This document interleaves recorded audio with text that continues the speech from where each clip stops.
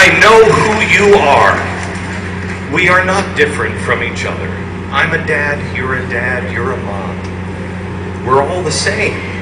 In the end, that's all that matters. I know. Show me with your hands.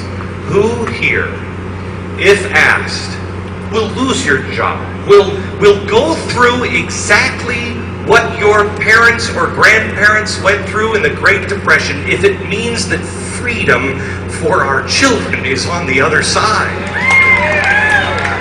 We're Americans. We will do the right thing. That's all we have to do.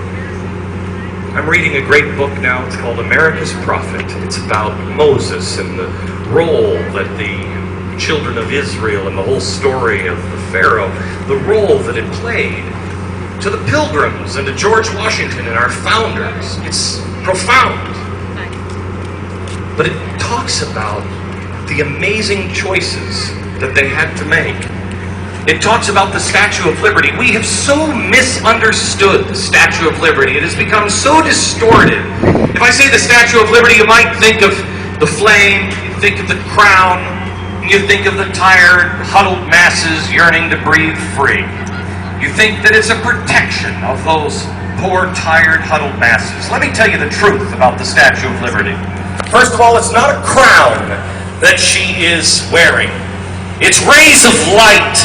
Divine light, that's what those spikes are. She is holding the original Statue of Liberty. The drawings of it, she had her hand down. She wasn't holding something in her hand. She had her hand down. And she had broken chains around her arm. She had broken free of tyranny and slavery.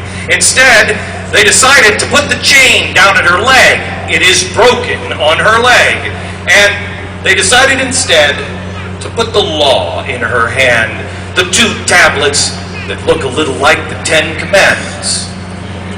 That's what the Statue of Liberty is. And that little poem, I have heard it a million times, but I have a different view of it now, and I want to show you the difference. The poem that we've heard a million times.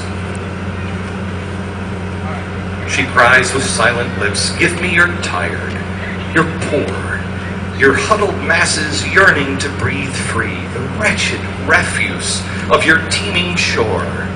Send these, the homeless, tempest-tossed, to me, for I hold my lamp beside the golden door." That's the way it's usually whispered in hushed tones. But when you know the truth of the Statue of Liberty, when you know what it's really supposed to represent, it should never be written or read in those hushed tones. This was a gift from France, but I know this is going to come as a surprise to you. The French were actually using us. You see, they were looking for some of our liberty. They knew what we had over here, and they needed to rekindle our ideas over there. And so they decided, you know what? We'll give America a statue. And we'll raise money here, and it will be a clever way to get people involved to understand how great it is over there. So that's what it was. It was actually a slap in the face to the old world. It was a slap in the face. I'm only saying that because she keeps hitting herself here. Slap. It was a slap in the face to the tyrants of old. Let me read this poem again the way it was intended. As an insult to the tyrants across the water. Not like the brazen giant of Greek fame, with conquering limbs astride from land to land. Here, at our sea-washed sunset gates shall stand a mighty woman with a torch, whose flamed is the imprisoned lightning, and her name, Mother of Exiles. From her beaconed hand glows worldwide welcome.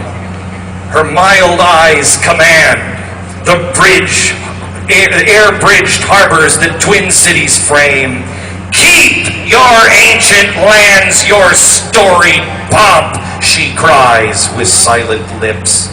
Give me your tired, your poor, your huddled masses yearning to breathe free, the wretched refuse from your teeming shores, send these, the homeless, the tempest-tossed, to me, for I hold my lamp beside its golden door.